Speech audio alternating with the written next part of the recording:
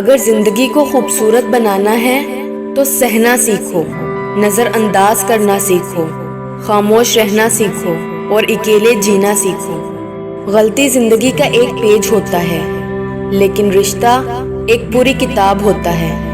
اس لیے کبھی بھی پوری کتاب کو صرف ایک پیج کے لیے نہیں کھونا۔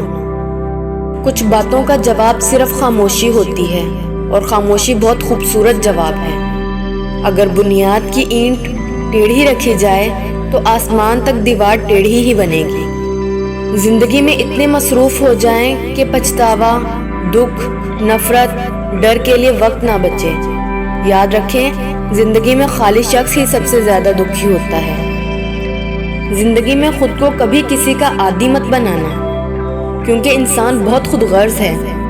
جب آپ کو پسند کرتا ہے تو آپ کی برائی بھول جاتا ہے، اور جب آپ سے نفرت کرتا ہے تو آپ کی اچھائی بھول جاتا ہے۔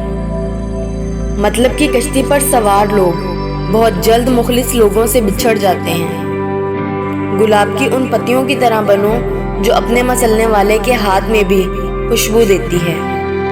آزمائش میں اللہ اذیت دینے کے لیے نہیں، کچھ سکھانے کے لیے ڈالتا ہے۔ جتنی جلدی سیکھ لیں گے اتنی جلدی وہ دور ہوگی۔ پریشان ہونا انسان کے انسان ہونے کی دلیل ہے، لیکن پریشان رہنا انسان کا اللہ پہ یقین نہ ہونے کی دلیل ہے۔